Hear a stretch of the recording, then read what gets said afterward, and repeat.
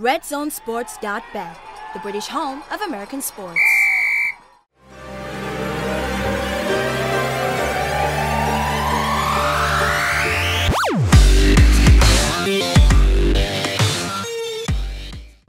And welcome to the Hurry Up in association with Red Zone Sports. I'm Georgia Blakey, NFL junkie and very disappointed Titans fan. And I'm here with Simon Millam from Lindy Sports and Matt Phillips from 40 Yard Scouting. It's week 20, 4 teams remain. The Eagles, the Vikings, the Patriots, and the last of the big cats standing. And I'm not talking Cougars. Okay, 5 questions, 5 minutes. Start the clock. Definitely going to be a hurry up. Go on. Most Crack on. underperforming unit. Most underperforming unit this season. I'd say the Detroit Lions running backs. They were 32nd in the league. They had so many slow starts because they couldn't establish the run. It's a problem they have with the offensive coordinator. And I think it's the offensive line coach more than anything else, isn't it? 32nd against the run. They've got to perform better than they did last year. Simple as that. Yeah, I think when you think of the Lions, they're never one of those teams you consider them having a really strong run game the past few years. Considering the amount of talent they brought onto the roster to address that, they haven't really done anything with it or any sort of plan. For me, it's a coaching issue rather than the actual personnel issue. Yeah, I don't think the actual scheme there, schematically, those running backs fit. They've just been kind of square pegs put into round holes. We'll see what happens when Matt Patricia gets there. Yeah, defensive guy, so it'll be interesting to see what staff he built around him to get that going again. Exactly. Question number 2. Where does Captain Kirk, Washington Redskins, Kirk Cousins, end up next season? Interestingly, son of a preacher man. Matt? That's right. I've got a feeling that I quite like the fit with him. I can't see him going back to Washington, even though they're making noises that he could be going back, or they're trying to get him to come back, because that road's worn now, I think, and I think that's starting to show in his game. I think probably I'd like the fit with Denver actually, but also there's plenty of quarterback needy teams, so the market is definitely his. Arizona, another one if they slightly change, depending on who's going to be the head coach. We've still got a few movements there, so I quite like the idea of him in Denver actually. Okay. Yeah. Well, he turns 30 in August. He's played every game in the last 3 seasons. His stats during that stretch are sort of 81 touchdowns, 36 picks, a 97.5 rating. So he's a valuable quarterback on the market, and I agree with Matt actually. I think Denver looks the obvious place for him, but it wouldn't surprise me if someone like the Jets made a run at him. Yeah, I mean it has to be a team with obviously quite a bit of cap manoeuvrability. So those two teams. I don't see him being in Washington next year. Not at all. No. I think he's going to. You can only franchise the guy so many times. But he's in the peak of his career anyway. And the thing is, with Washington, I think there's definitely a link between them being underperforming this season and how much they've invested in one position, and they need help elsewhere. So. Okay. Question number 3. Name your nailed-on draft pick and the team they will go to. Now, I could tell you which one I'd like to be nailed on, but that's a different show. Oh, Lord. This will be a hurry up. It will be. Really got 30 seconds. Crack on. I've got a feeling that Cleveland have got one first pick and the 4th pick. So I think the most nailed-on thing there is they trade out of both, have 100 draft picks, and then pick someone with a bad attitude and a lack of a motor. Well, that's not difficult, is it? Yeah, but no, I think there's something in my mind that says Barkley will be going there, not as a first pick, I don't think. But I think they'll stick with the first pick and they'll go with Josh Rosen. So those two I think are pretty nailed on in my mind. Okay. And they're good fits too. Yeah, they are. They are good. I can see Barkley going as 1 though, but we'll see. I mean, it's a bit of a wasted pick in that. If you draft those 2 guys, that's franchise changing. True, 2 guys absolutely. Well, you're going to get straight away. the way I take, like I said before, I'd take Barkley as 1 because you know that Indianapolis need a running game, and they're picking 3. The Giants may go quarterback, may go offensive line. We don't know, but I think it's likely that they will take a quarterback. Well, possible they'll take a quarterback, but either if neither of those 2 teams do, they've got the pick of the top 2 quarterbacks at 4. So and that's assuming they don't go for a veteran. Obviously, John Dorsey, formerly the GM at the Chiefs, knowing him quite well, know how he works. He does value those draft picks, so I think he's got more than enough to work with. All right, I'm going Alabama wide receiver Calvin Ridley. I think he goes to San Francisco, who are picking at 9. I think it gives help to Jimmy Garoppolo. They do need an offensive tackle as well, so it's possible that they could go for someone like Quentin Nelson at guard, possibly. But I see him actually going, hopefully, to the Dolphins at 11. So those would be my 2 nail-on picks, but Ridley is the one for me. Okay. Question number 4. She's bossy, isn't she? Cardinals head coaching vacancy is open. Who will it go to?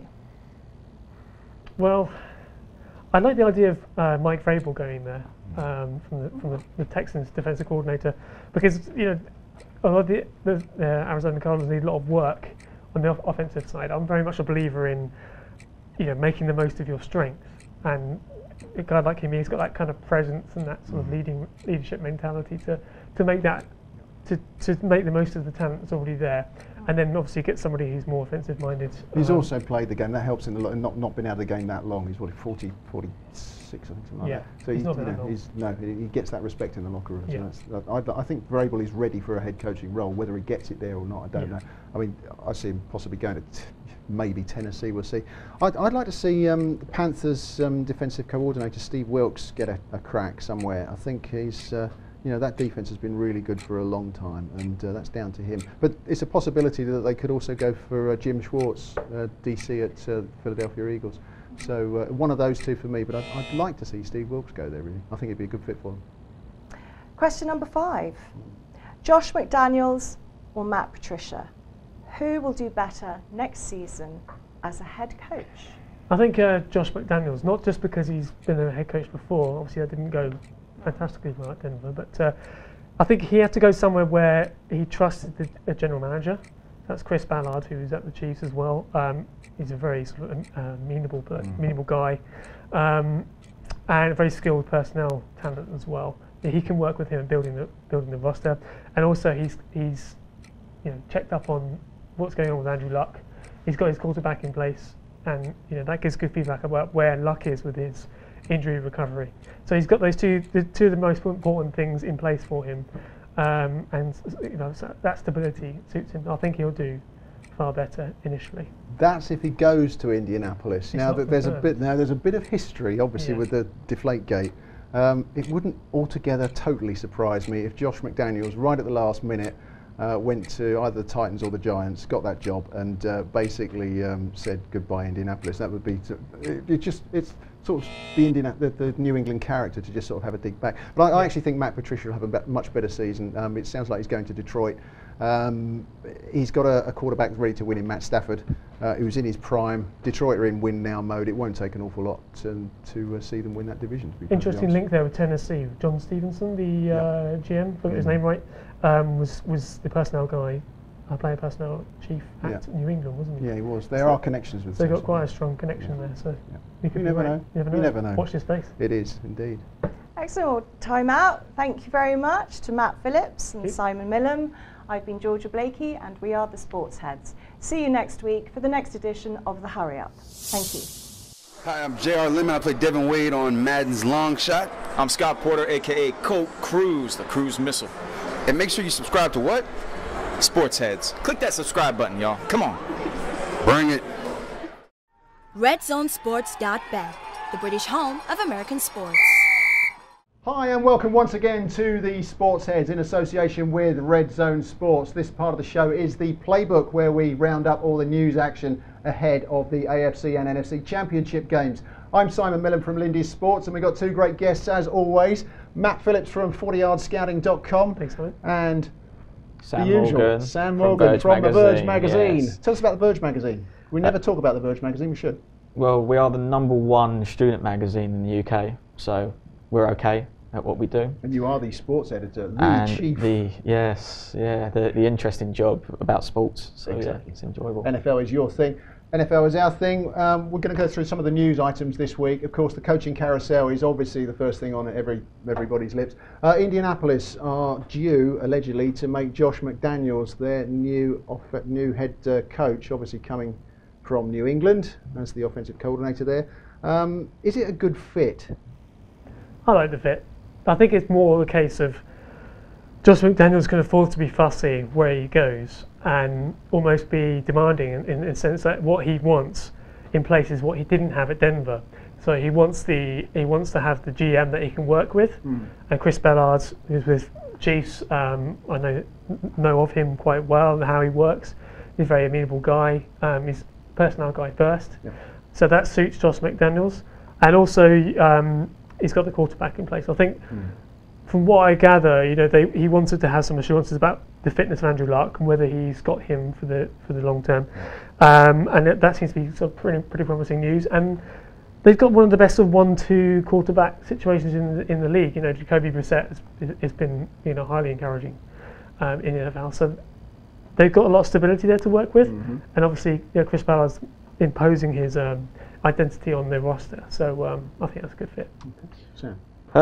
Yeah, I think the fit's good. I think the experience at the Broncos will probably help him because it was not a great experience, so you do better. But also how the Colts were last year, the expectation isn't going to be as high as it probably could have been many years ago. I'm not convinced about Andrew Luck being back to the same Andrew Luck for me. So I think he's still got to find another QB potentially somewhere. That, might be a later pick in the drafts, but someone that can actually come in. They've got the third pick in the draft, to be fair. It's whether or not they go running back or... Yeah, I think they'd probably go running back. I don't think Gore can go on forever. So I think that he's probably the sensible choice to find a backup for. But yeah, I think it will be a good fit. I just wonder if it does go against him, whether he can handle the pressures, and then obviously then people like ourselves then jump on well, look what happened at the Broncos. Yeah. For me, I think it's not the greatest fit in the world. He's got an abrasive personality, which we know from his Denver days. He's not the best judge of talent, it seems to me. I mean, the guy in the Indianapolis Star, Greg Doyle, wrote a really interesting article in the last couple of days. I've got a lot of time for this guy. He also basically pointed out that you look at Bill Belichick's offensive coordinators that have gone on to different roles. You've had Charlie Weiss, failed at Notre Dame, basically. You've got Eric Mangini, Romeo Crennel, both gone on to head coaching roles, not done anything. Admittedly, Bill O'Brien is 32 and 35 since he's been at Houston. So there's no guarantee that McDaniels is, on this second round, is going to, second go at being a head coach, is going to thrive. He has clashed with players in the past. You look at the likes of Jay Cutler, you look at the likes of Brandon Marshall. He's also clashed with fellow head coaches as well, or fellow coaches, I should say. Mike Nolan, for instance. And I think Mitch Berger had a really interesting quote as the punter. He said he's never played for a guy in all his life where the guys wanted to play less for someone. Something along those lines, anyway. He went 11 and 17 in Denver before he got the heave-ho. Then he went to St. Louis as an offensive coordinator, and they fell off a cliff that season. They were a 7 and 9 team, and then they was at 2 and 14 under McDaniels, and that was with Sam Bradford in his second season. So, on the flip side, I mean, we know he's a great offensive mind. The Patriots went 11 and 5 without Tom Brady in 2008. But there's also the thing in Denver whereby I think it was Steve Scarnecchia was caught filming a San Francisco 49ers walkthrough, and that was at Wembley actually. So there's that. He's fined $50,000. The team were fined $50,000 as well. There are a lot of red flags with me about Josh McDaniels. So we'll see. I don't think it's a great fit. I think it's not the greatest hire. I think it'd be interesting to see whether, because knowing how Chris Ballard works, he's going to be the guy. How much control has McDaniels got? Because Chris Ballard is a guy who likes to be in control of personnel, which is a plus. So if that's taken away from Josh McDaniels and he's just left to be a head coach, but also we need to watch which staff he surrounds himself with and how much control they have. Because I think he just needs to delegate out a lot better than he did at Denver. Okay. Detroit Lions, obviously looking as though they're going to make Matt Patricia, the defensive coordinator from New England, their new head coach. What does he add to Detroit if that is the case, if it's going through? I think energy. Matt Patricia. He's not someone who's just sat there with his clipboard in front of him. So I think that's what the Lions needed. Every time you watch the Lions, whether it was short snippet because they're in the red zone, or whether you're watching the whole game, I don't think I've got excited about their play. I think him coming in will actually probably put a bit more energy into this team. They're paying the most they could on a QB that actually has no excitement in front of him. I think he will probably bring that to them.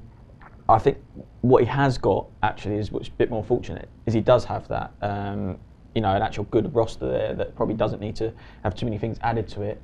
And it's amazing actually when someone does come in with the same roster and install a bit of energy, and you'll get the best out of those players. So I think it's a good fit for everyone, to be honest, because I think they'll allow him to go and actually do that, opposed to maybe going elsewhere where you are restricted. I think he'll enjoy.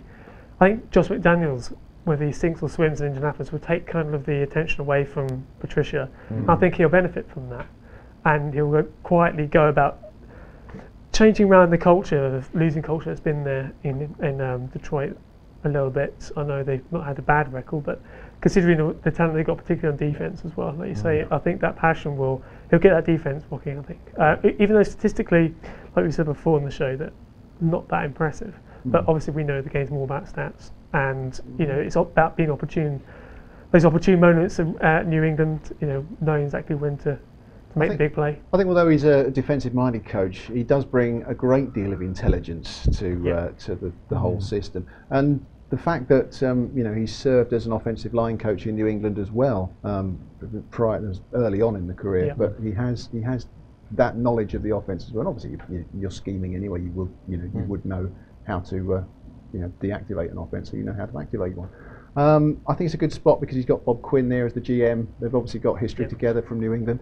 Tom Brady said he's a great leader, which is always, you get the vote of confidence from Brady. You're laughing. I'm surprised he didn't actually take the New York Giants job, but then I remember him wearing a T-shirt after Deflategate and with Roger Goodell depicted as a clown. So maybe it's probably not best he's across the river there and in Giants land.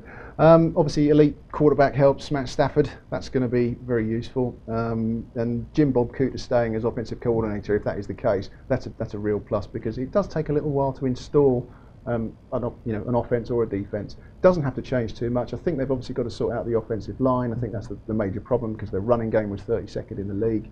So we're just, that's the only thing. It's really on the offensive side of the ball. I don't think they've got to do an awful lot defensively. I think he's pretty much set. The defense is in place there, isn't it? I just like to see them have more of an identity, as Sam was saying. You're watching them, it just seems to be desperation play late in games, hoping Matt Stafford is going to pull something out. Well, they've got to start quicker, and that means establishing the run, and they haven't been able to do that. No, and that, it all stems from and you've got to think Stafford took a career high 47 sacks this year. So there's obviously I think we're going to see big changes along the offensive line, and that's the key to them. So the experience on the offensive line coaching side will be interesting to see. With those two going, where does that leave the Patriots, Sam? I think the Patriots now have got to start the rebuilding process, but at the same time I think it does depend on whether there's another Super Bowl ring on people's fingers this year. I think they could, if they get it, then the conversation will be, okay, we'll leave potentially at the end of next year, because I don't think they would leave the Patriots in that state. I think they would start the rebuilding process now. Right. If they don't take the ring, I think it will be, toys out the pram moment. Well, that's it. It's done. We're still the greatest. It's the Seth Wickersham story all over. It seems to maybe coming to fruition. You don't know. But that's what I mean. I think it will be like it'll be throw a strop if we didn't win. Well, everyone's leaving anyway. This is it. We've done it. We are still going to be known as the best pairing, or so Belichick and Brady, shall we say? And then they'll both go. But I don't want to say it's a shame, because it would be nice to have a bit more refreshing sort of stories in the NFL. But I wouldn't like to see them win another one, just purely because if they want to engage with more fans and bring new people in, you don't want to bring in new people that just go, well, what's the team that's winning all the time? And, then they start just integrate more into the Patriots. We are getting to a stage where, people like these coaches are going off into different directions, that we will bring in new fans and give them that choice. But I think this is the end of the road for me, for the Patriots at the end of this season. I don't think they go anywhere from here. I like your thinking. I think most people in the AFC West would probably be happy to hear that, definitely. I think most people sports-wide, although you have to take your hats off to what Bill Belichick's kind of his organisational work. He's one of the best at succession planning. When he sees a guy reaching their peak at a certain age, he'll get rid of them. And well, he tries. He tries to, but to think that he hasn't already thought about who could step in there, I think we're probably, underplaying what his capabilities. I think he's obviously got guys in mind. He knows those guys are on their way out as coaches. I don't see them dropping off too much. Obviously, I think if something happens above Brady and Belichick, that's where if there's a falling out there between Robert Kraft and those guys, that's where I think the division is there, isn't it? We've heard whispers and read the rumours. Yeah, I think we go back to the Seth Wickersham story that all of ESPN have all is not well there, and it's almost coming to the end of the road, and there's a big split between Kraft and Belichick over trying to get rid of Brady. It happens at every dynasty, doesn't it? It does. It's a clash of egos, possibly. But having said that, they've been successful for so many years. Yeah. I think they've actually got people in place. The thing is, when you leave, you don't speak to the guy you've been successful. If you don't go, right, Bill, I've just interviewed at 3 or 4 places, I'm out the door.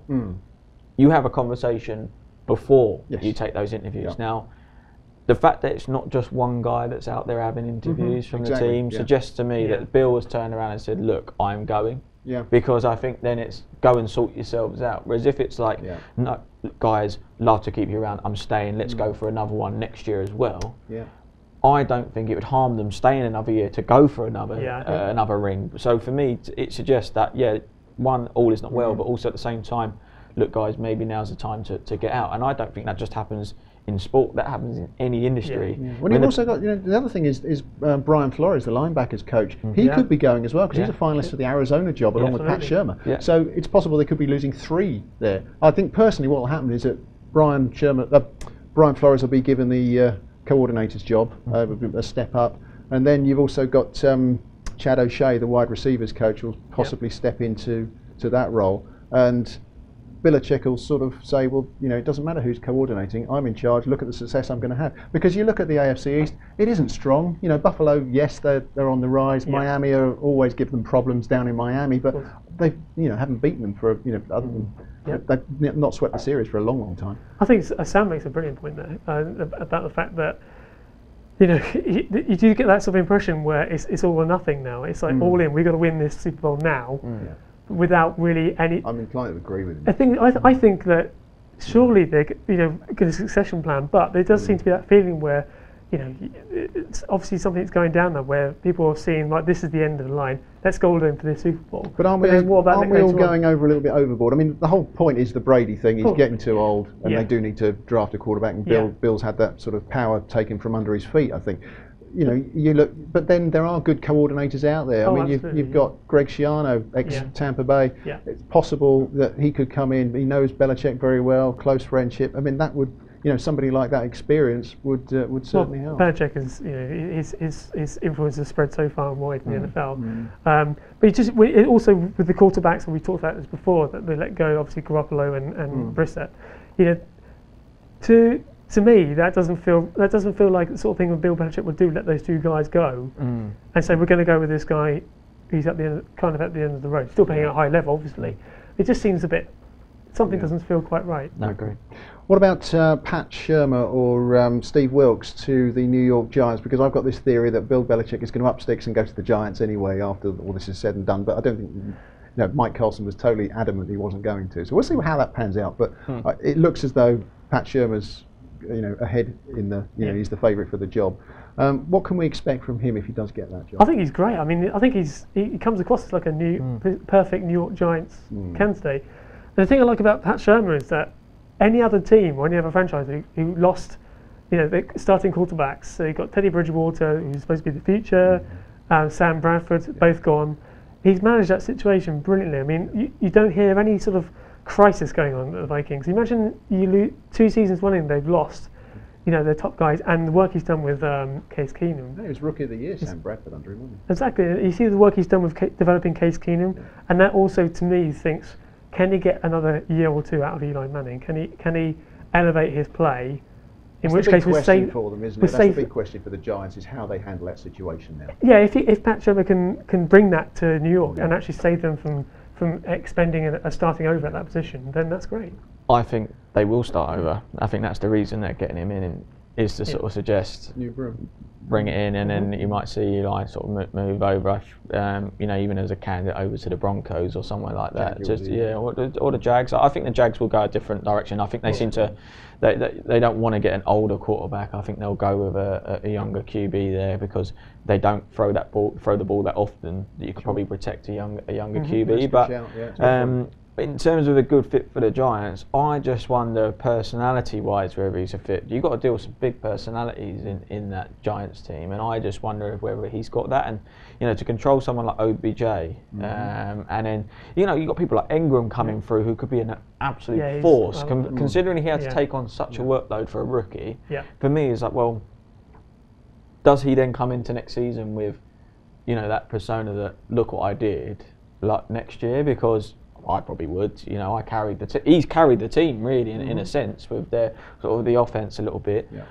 Does he come in and let these guys loose? I don't think he's the coach that does that. I think he reins them in, and I don't think OBJ is the guy that you rein in. I think completely opposite from you. Only for the reason because Shermer's, when he was with Case Keenum, there was an awful lot of play action. I mean, Case Keenum still does. It was 28% of his passing was play action. That suits Eli Manning down to the ground. Now, maybe they bring in a young quarterback, but I think they stick with Eli for a little while. Basically, OBJ is not going to be constricted in this. You know, he's not going to be running 6-yard curl routes like he was, and not going to be, you know, slant patterns. He is going to be allowed to be let loose. Shermer is a quiet, laconic type guy. He's a player's manager, it seems to me, and basically the scheme is far more diverse. His scheme is far more diverse. And the good thing about it, he's also got Steve Spagnuolo. He knows Steve Spagnuolo very well. That continuity is going to help him as well, I think. That's a very interesting point with Evan Ingram, because at Ole Miss he was always known as a very sort of high character guy, down to earth. So I wouldn't, judging by what he was like in college, I wouldn't think he's becoming big-headed, but you know, unless it's rubbed off on him being in that locker room. I don't. No, but I think Manning thrived under Kevin Kilbride, and I think the same thing's going to happen with Sherman. I think it's a great hire. I really do. I think the Giants. He's going to get the most. I mean, the offensive line's obviously the massive question mark. There's going to be huge changes along that offensive line. Yeah, that was the key. We think with the Giants as well that they've only really got sort of 2 franchise players from the last sort of 10 years or so. The drafts have let them down so much that those guys now, if they had made much better picks, they would have been the veteran core of this team, and they've just not had that. They should be up there, the Giants, really. The talent, I mean, the wide receiver group is fantastic. Yeah. Okay. Interesting one also was Ken Norton Jr. obviously departed Oakland. I think the fans are quite happy about that from what I gather. Goes to San Francisco, signs with them, and then immediately jumps ship to Seattle. What do you make of that, chaps? Well, Ken Norton goes wherever Pete Carroll goes, doesn't he? I mean, you know, he was linebackers coach for Carroll at USC, and he's followed him kind of wherever he's moved. And like you say, at Oakland, he was despised by fans. The talent they have on defense, he failed miserably. You know, to be honest with the Seahawks hires as offensive coordinator in Schottenheimer and defensive coordinator in Norton Jr. is both of them a bit of a head scratcher, to be honest. Not quite sure what Pete Carroll's thinking there. It feels like the wheels are coming off. I don't like that hire at all. No, I don't like the hire either. No. He kept putting an escape clause in there when he signed, though. He did. So, quick escape. Looking at that for me, that is, I'll sign, but it's probably a word of warning. This is coming. He's probably already had a conversation with the Seahawks, so he probably knew that was obviously going to happen. Yeah. And the 49ers probably didn't mind actually doing something like that, because if it does, if he stays, great, we've got our man. But you know, there's probably a backup, and it wouldn't surprise me if that coaching void is filled fairly quickly. Yeah. I just want, because you say the hatred, he needed to go somewhere where he could be automatically liked. So I think the Seahawks is another place where he's going to get the back in a little bit quicker. And they know each other so well, those two. Exactly. Likewise, I mean, Seattle have lost Chris Richard, the defensive coordinator, and he's sort of kicking his heels. Don't be surprised to see him turn up in Atlanta, because obviously he's got a big connection with Dan Quinn down there. So you know, he was defensive backs coach back in Seattle. So Shall I see I see him possibly going there, but I don't know who Atlanta are going to get rid of or what position he's going to go. But I think he could end up there. Obviously, the weekend, chaps, was the divisional round of the playoffs. Was we said it was going to be a thrilling weekend, and we were not wrong, were we? Nope. Let's have a look at some of the eliminated teams first of all. Pittsburgh, did they underperform this season? And what really needs to be addressed next year? Well, I think they performed at their level this season during the regular season, but the game of the weekend was startling how. For the talent they've got, how they play beneath themselves. Yeah. And they, been doing it all season, though. To be fair, they've lowered their. Yeah. For me, big plays are an issue. Big plays is a big issue with them, and Jacksonville knew that, and they had their game plan. They had those sort of schemed plays at the start of the game to really blow them out of the water, and to highlight those weaknesses on the roster. But just to come out so cold at home, I mean, Pittsburgh is so well known for being the harsh place to go, and it just kind of welcomed the Jags in and let them carry on. I think at the back of their minds, the previous game was still there. I know, and then you got Le'Veon Bell putting tweets out that probably shouldn't have gone out.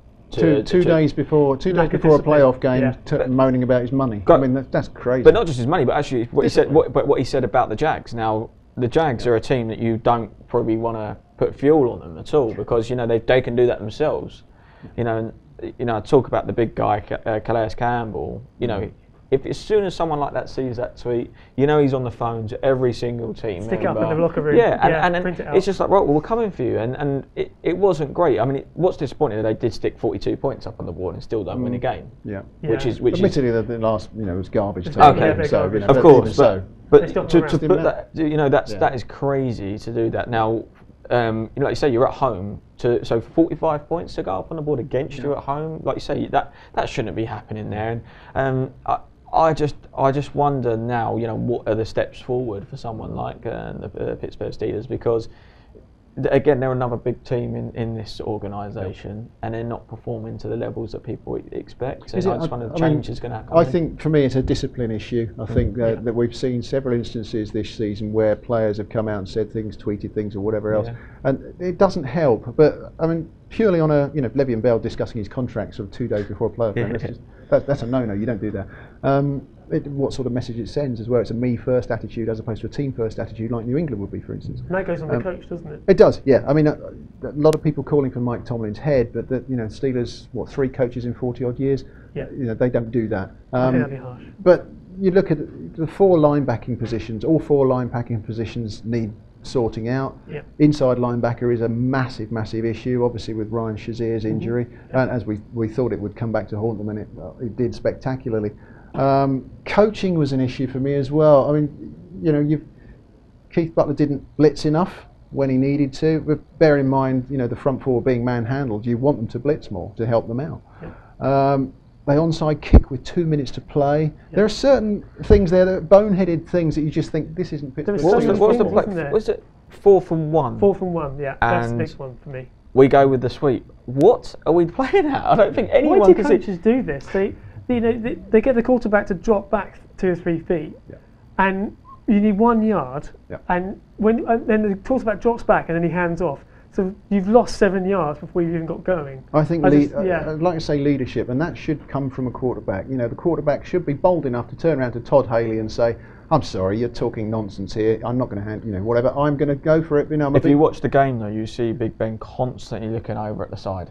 Yeah. That was a game he was not in charge of that, and I said this at the very, very beginning of SportsHeads this year. As soon as he said he was contemplating retirement, your head's out the game. This isn't a sport that you can half-heartedly commit to. That wasn't the reason for that is the abrasive personality of Todd Haley. Now he's a quarterback who doesn't like being shouted at. Haley has, they've lost players because of Haley, and they've lost coaches because of Haley. Yep. He has now been fired or let go, however you want to put it. And suddenly, lo and behold, Ben Roethlisberger's a happy camper again. You can understand that. It was the same thing at the Chiefs when he was head coach at the Chiefs. He created a horrible atmosphere. Yeah. and he was not liked by the offensive players. The good thing about, we've got to look at the negatives, look at the positives of Pittsburgh. The the offensive scheme should remain in place, which is great. And you look at Kyle Shanahan when he went from Atlanta. The scheme was exactly the same in Atlanta. It's going to be much the same thing in Pittsburgh, which despite the offensive coordinator going, you need that scheme in place because it takes a little while to transition to a totally new scheme. And Randy Fitchner, quarterback coach, is the new defensive coordinator, new offensive coordinator. I'd expect to see them go a little bit more no huddle and give Roethlisberger a little bit more freedom. So I think it's all positives from that side of things. Defensively, they've got an issue. Yeah, there you go. They're always going to be. Sorry, they're always. I think a lot of fans do tend to think that these teams that get into the playoffs perennially but don't make it to the Super Bowl. Sometimes you have to kind of take a step back and, okay, it's actually it's so difficult to get into the playoffs, and there's so many franchises who would love to. Yeah. It's just taking that next step and it's tweaking rather than. Okay. Yeah, I totally agree. Tennessee, Mike Mularkey was fired after all, as I thought he might be, despite they gave him a contract a week before, offered him a contract extension the week before. The reason he's disappearing is because he wanted to keep the coaching staff in place, which is admirable, but it cost him his job in the end. Was the plan to go to McDaniels, do you think? And did the timing surprise you with Mularkey's firing? I don't think it's timing that surprised me, it's just his firing in general. I think the Titans have been non-existent to me for a long time. So to get to where they were this year was a good place to be going into next year. I think to build on that.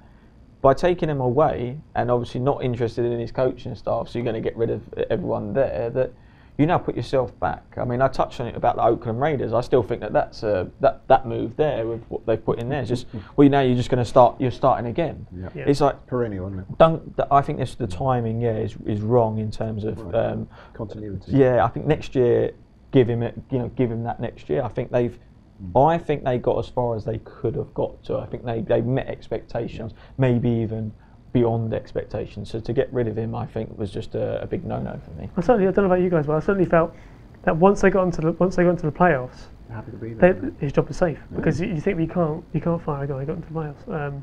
I think that's what a lot of people thought, but I thought he was going to go regardless. It was them and Buffalo. Both teams, you saw the celebration of reaching. Yeah. If you watched any other some of the bigger teams, I mean, if we saw the locker room and the Patriots said, "Oh, well, you've made the playoffs," it would just be. Yeah, I get that. As you look at those two teams, the sort of celebrations of obviously getting into the playoffs were huge because they have probably met their expectations. I must admit, one person I do feel sorry for is Marcus Mariota, because he's now going to have his third head coach in 4 seasons. It's not an easy adjustment to make. No, it never is. I mean, you just have to look back at. I know well, Alex Smith. He had that throughout his career, and fans don't often realise the revolution that it caused about. Everything's thrown up, the whole life's thrown up in the air when a new coordinator comes in. Then a whole new verbiage and the playbook, and it's really unsettling for them. And if you can have that continuity, then it does wonders. You see it on the field, and they say Mariota shows signs of what. I think that the positive for me about Mularkey going is you're not shoehorning Mariota into a power run offense. No. We've seen like in the final 2 weeks of the season where Mariota's at his best and being kind of off the cuff and give him that freedom. So, but it looks as though the next hire is going to be a defensive coordinator by the look of it. You've either got Jim Schwartz from the Eagles, which means Dave DeFilippino comes in as well, which will be interesting, or Steve Wilkes from the Panthers. Now you look at the Panthers' defense over the years; it's been rather good, and obviously I'd like to see Wilkes given the go ahead. Who would you want to see in Tennessee? I think I'll be surprised if the guys from the Eagles really does surprise me. Obviously, that they're moving in the first place for me. Filippiano, I can't even say his name, but I think obviously, it always gets me. He's a quarterback coach. Yeah, I mean, being linked still with the Cardinals, obviously for that position there. So I think a lot rides on what happens with the Cardinals. Although my opinion is that they'll still go in house at the Cardinals. I think James Betcher will take that job because they'll play it safe. I think the Titans, if they can get that pairing though from the Eagles, I think that would be obviously a good move for them. But again, you are starting again, and you're starting again with the unknown really in that. So they do it, good luck to them. That's all I can probably go on from them. What about Atlanta then? They obviously beaten from a Julio Jones drop catch, and they had plenty of time, plenty of opportunity to punch it in and progress to the championship game. They didn't. Have they underperformed this year? I think that game was a microcosm of their season. Some of the things that we've seen, they haven't quite got over the line and not quite got that momentum that they had. I mean, they deservedly got to the playoffs. I mean, their schedule was brutal, particularly at the end, it was, yeah. and they had to be playing in the toughest league in the NFL. So they were deservedly there, but we just wanted to see them to go the extra mile this season. It never really happened, and that starts with the quarterback. The running game wasn't quite so good this season. They got a good defense there. It wasn't quite as sort of predatory as it has been. So you're saying they underperformed? Is that because that's the question? I think it's across the board. It wasn't one position with them. Right. It's just something not quite ticking. But I guess last season they produced a high benchmark. It's always very difficult to. I actually thought on balance, I know I've sort of had a bit of go at Steve Sarkisian throughout the season.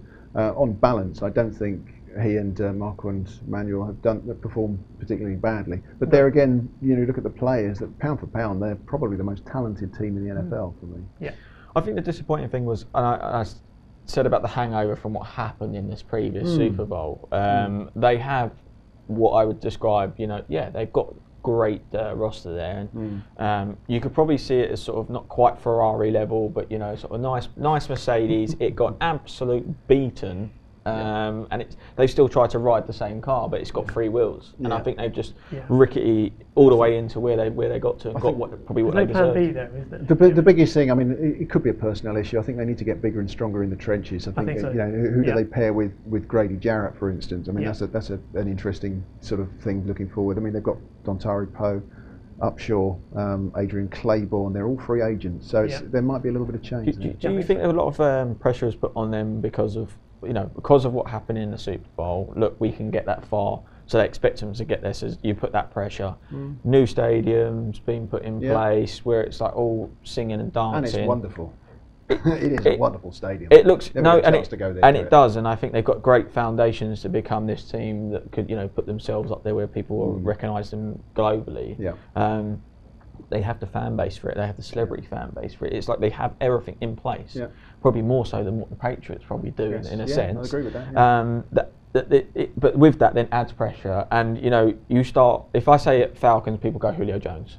So when that ball was going up in the air to him, you're just like, that's the one guy you want to go to. That's where you go to, and it's like when it did drop, it was just like, well, as soon as he doesn't do something, that's the other thing is as soon as he doesn't perform to a level, I think it has a massive knock-on effect with the rest of the team. That's fair. He's human. He's shown he's human for once. I think the other issue they've got to sort out is a cornerback problem, but hopefully they'll do that in the draft. I think receiver-wise, I mean, obviously you've got Julio Jones. They missed Sanu at times this year. Yes, they did, yeah. But also Taylor Gabriel. There's a few times this season where you watch the game and you look at the stats and you see that Devonta Freeman's got the most receptions in the game. You think it's not the balance here is all off, and that it could come down to a coaching issue. Yeah, I'm going to give Sarkisian the benefit of the doubt, give him another year, see how we're going to. We haven't talked about New Orleans. I mean, is this the last ride now for Sean Payton and Drew Brees? I mean, what can we expect next season? They'll be there again next year. They'll be again. They're the two for me. There wasn't much of a question mark because you could still tell there was sort of fire in their belly between the two of them. Sometimes when you hear sort of press conferences afterwards, and you can see they're down, don't get me wrong, but you can still see there was a determination to come back again next year and give it another go. And I just... Can Breeze do? I mean, he turned 39 on Monday. You heading into the next season. He's not mobile. If he was a mobile QB where he's reliant on his legs, then I'd probably say, okay, maybe that age. I just don't. I don't think it is. His arm is still a joke. Like and the fact that he can still air them the way he does. I still think you'll get one more year out of them. But again, because if they didn't have the running game like they haven't had in the last few years, then I'd probably say, okay, you're still putting a lot on him, but the running game this year has been really good, and it's probably got them that next step. So if I'm sitting in there as Drew Brees, I'm like, I can probably still go another year with the weapons I've got. And someone like Thomas as well. I touched on him last week. Having someone like him there, he's another go-to for him next year. So he's led the line really well. Yeah, they'll do well. They'll still do okay. Yeah, I think they saw that the organisation saw this coming a year ago with Breeze, and they've done a fantastic job in kind of masking the areas he's kind of depreciating, but by bringing in the run game, by improving that defence. So the onus is not on him anymore to do it on his own. So they've got the complete package, and you say they've got the fantastic running game, great receivers, talented at tight end. So they're managing his fall off, if you like. So you can still carry on, but be more of a team-oriented success. Well, I mean, obviously that was a stunning ending. I mean, it was you couldn't script it that way, but it was almost like a carry-on film. I mean, you've got Sean Payton over there, sort of doing the Sid James thing, going goal, 25 seconds to go, having a go at the fans, trying to wind them up, and then of course you've got Williams playing like Kenneth Williams with that tackle. He's sort of going, oh no, I'm not going to tackle him, no. So, and just diving in and with no arms. I mean, it was an absolute farce. You don't teach coaching like that, do you? So, stomping about. It's a product of the lack of. It's a product of lack of practice now. With contact, especially with the boys. Particularly with defensive backs now. Yeah. My question to you two, though, I suppose, is a common theme here with a lot of QBs coming to the end, a lot of potential changes. The draft is going to be a free-for-all for any QB, and it also puts a question mark on how high up you do take a QB when you've got other areas to obviously cover. Because, I mean, do they find someone to now work with Breeze now? A talented person that's going to come in. Do they do that now? I mean, who would they actually go for in the draft? Well, I think the owners, for too long, in my opinion, the NFL has criticised college quarterbacks and college for not bringing through what they say is quality. And it's about time that the NFL actually looks inside itself and says, well, okay, we've got these guys, it's up to us to develop them into what we need. Instead of looking for a guy you can pick up and put straight into an offense. I think that you look at New Orleans and the couple of free agents that could be going, Alex Okafor and Kenny Vaccaro, they're both free agents, they could possibly go. There could be a problem at defensive end. Yeah, it seems every year that comes round, more and more teams need a quarterback. And just you're never going to have a point where there's enough to go around. But some teams do better at developing them than others. Okay. Yeah. Well, in a minute we'll be looking ahead to the AFC and NFC Championship games. First of all, thanks chaps. Great chat as always. Sam Morgan from The Verge magazine and Matt Phillips from 40yardscouting.com. I'm Simon Millen from Lindy Sports. Join us in a few moments when we'll be looking at the AFC and NFC Championship games. Thanks for watching. What's up? I'm James Palmer from NFL Network, and you're watching SportsHeads. RedZoneSports.bet, the British home of American sports.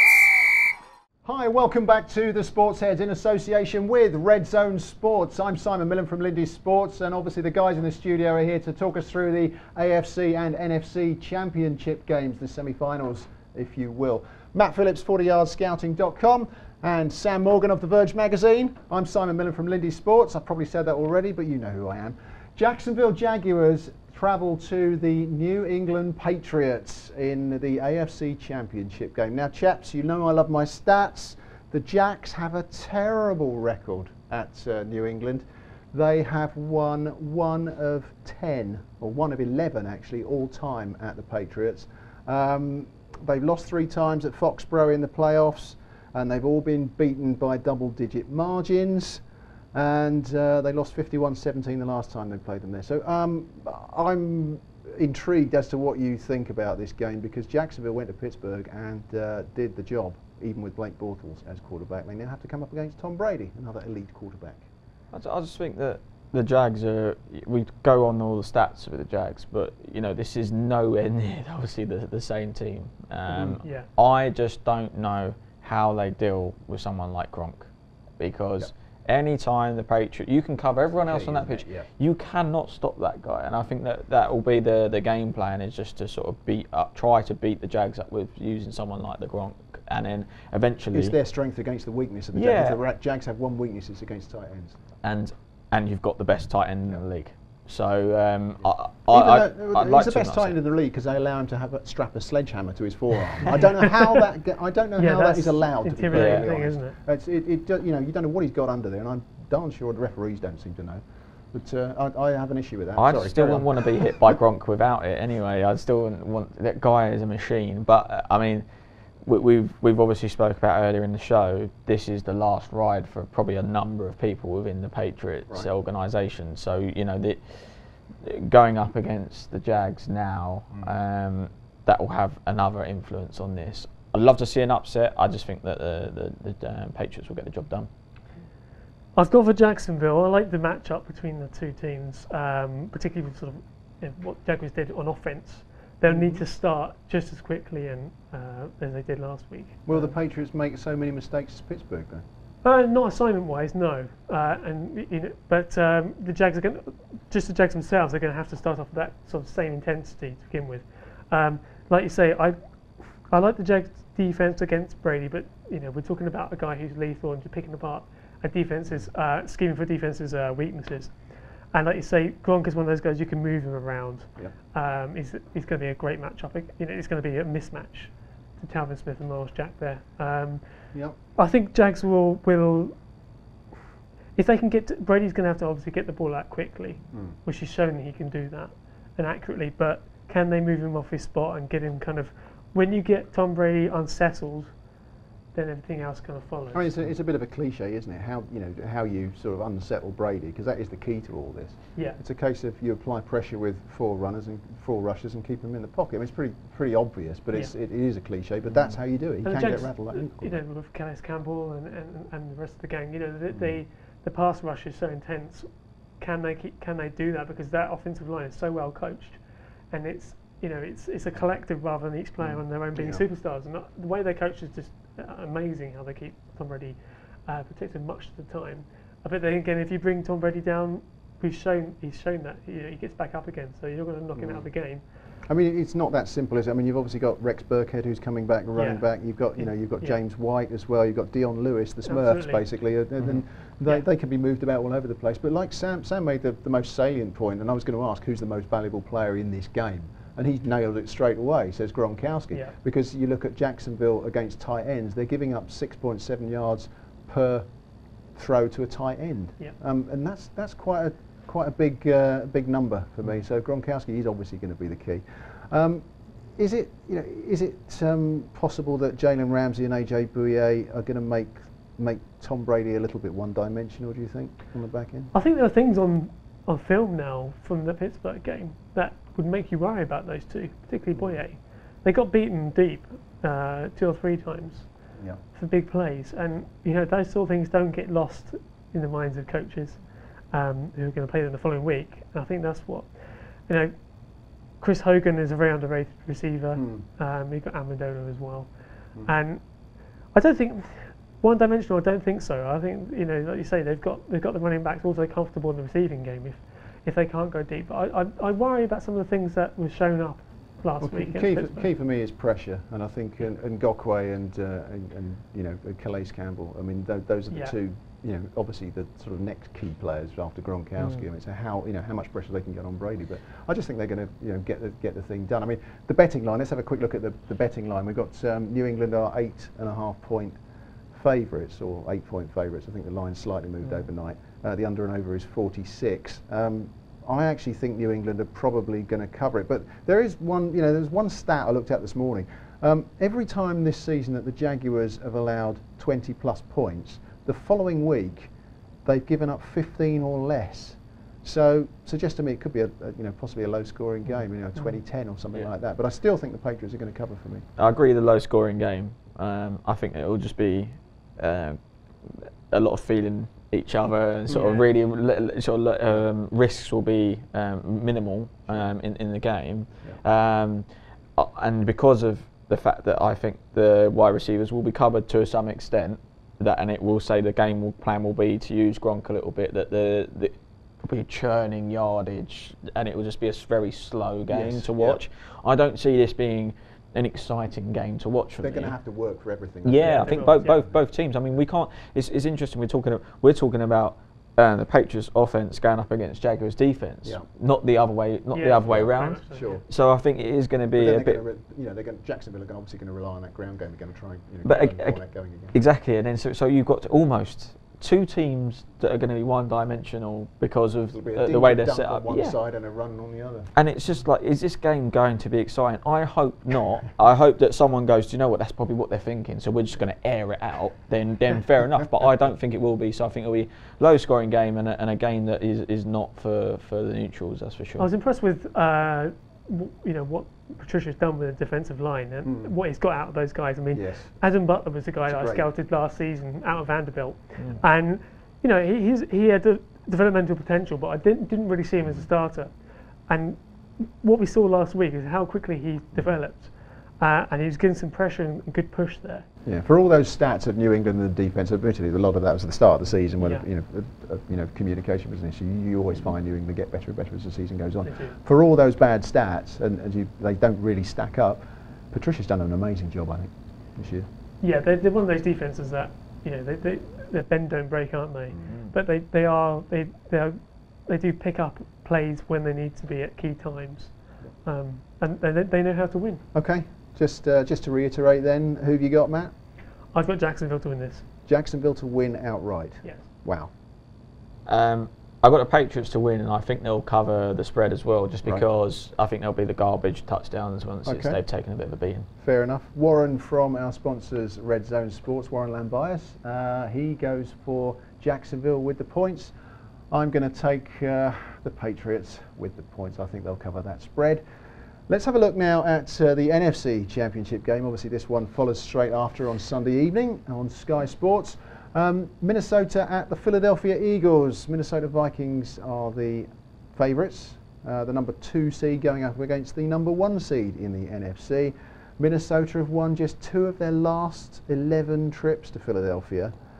Dome team going outside in frigid conditions. We've got Case Keenum against Nick Foles, the quarterback battle.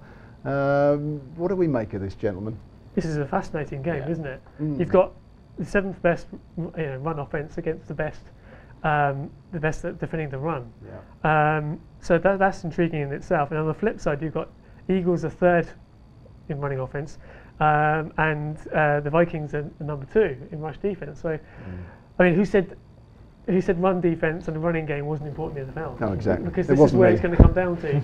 And both teams are pretty respectable against the pass. A run game and keep reiterating it, a run game and a good defence will take you an awfully long way, especially in the playoffs. What a fantastic job that they've done there as well. Again, we talked about how Sherman managed losing the quarterbacks over the last couple of years, but they also lost Dalvin Cook, don't forget, who made an explosive start to his career, and he's got so much out of Latavius Murray. Again, he kicked the tires from the Raiders. And Jerick McKinnon, he was a quarterback in college. And those two have been fantastic. I think it's going to be an interesting game for me. I do think the elements are going to play a big part to this, I think. In a neutral place where the weather was great and, I'd take the Vikings. I just think the Eagles will use the elements and it is frosty. So I think that they will probably use that to sort of beat on the Vikings. As I say, neutral, I'd probably go. Anywhere else, I'd probably taken the Vikings. I just think with this one, I think the Eagles will use that and to their sort of advantage. Yeah, I look at the Minnesota defence and you look at the two, the Vikings secretary. You've got Xavier Rhodes, has been playing very, very well. Andrew Sandeo has also been playing extremely well as safeties. And then, you've got Harrison Smith, who's basically been a beast, and I think Pro Football Focus rated him as the best player in the league at any position. So that's saying something. So that defence is awesome. Those linebackers are fantastic. Kendricks and Barr. They are. I'm intrigued by whichever running game is going to prevail. I must admit they've got a bit of a 3-headed beast of a running game at the Philadelphia. I mean, they've got Fletcher Cox up front as well, wrecking havoc. It's just a coin toss. Usually you'd say the home team would be 3-point favourites, but it's the other way. Minnesota are 3-point favourites. I'm actually going with the Vikings, but it's a real difficult one for me. It's a real tough call. It's going to be a low-scoring game, this one. You think so? Yeah. It's going to be intriguing. It's going to be Warren actually. I think Warren actually goes under 38.5 points for that one from our sponsors, Red Zone Sports. I mean, what have you got? An unders and overs, 38.5? I'm inclined to go over it. I'd say over, because I just think that they're going to go at each other for the whole time. I don't think it will be a tactical game of chess like the Jags and the Patriots. I think that will be more tactical. I think this is going to be a complete and utter slugfest.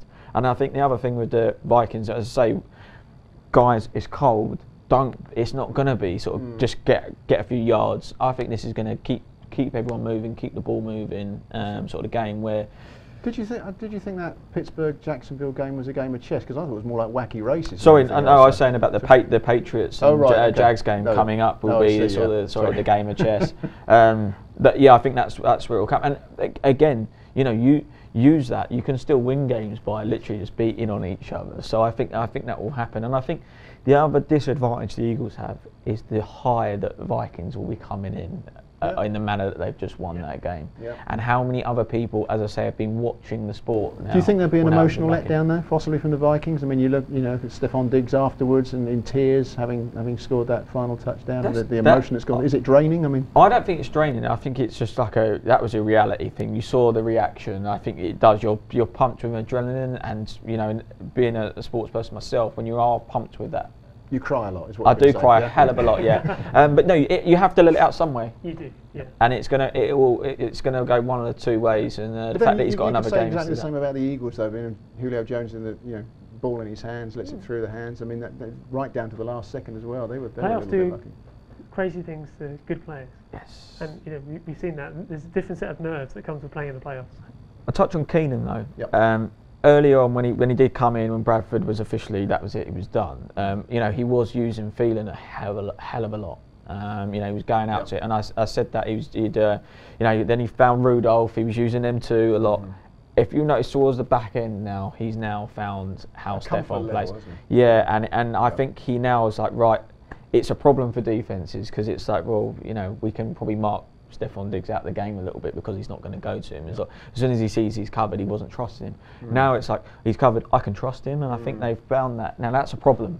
I don't know if you've seen Phelan's numbers may have actually dropped off a little bit since he's found Diggs. So they are more diverse than they were. And that's it. And that's a problem for the Eagles. You can't actually know what direction they're going to go. I'm surprised they can't get Laquan Treadwell more involved, particularly in the red zone. Ole Miss, he was fantastic at jump balls, being able to throw the ball up to him. They haven't really kind of developed him into being that kind of big-bodied insurance policy. Would you put him in your fantasy too? Having said that, and having found this guy that's undiscovered, would you put him in? Would you put him in this weekend? You think they're going to go to him? Well, I like the idea that he's an insurance policy for Keenum. Particularly if he's put under a lot of pressure, and the run game isn't progressing, which. I think that you're saying. I think if both teams cancel themselves out early, the running game, then they're going to be forced into putting the ball into their quarterback's hands. And if that becomes the case, then I think the Vikings will be more happy with that and more comfortable than the Eagles do that with Foles. Okay, 2 great games to look forward to then ahead of the Super Bowl in a couple of weeks' time. Matt, Sam, Simon, thanks ever so much for watching. Hope you enjoy the games. We'll see you again very soon. Bye-bye.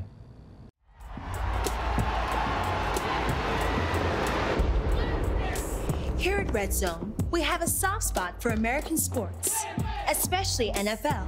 It's as American as cheerleading. Unfortunately, when it comes to betting on gridiron, there is very little choice between bookmakers. That's because almost all bookmakers get their odds from Las Vegas. And we all know what happens in Vegas should stay in Vegas, especially their nasty odds. So we're stripping back to basics, creating our own odds, giving you lucky punters the very best of British bookmaking for American sports. Would you like to see some more? RedZoneSports.bet, the British home of American sports.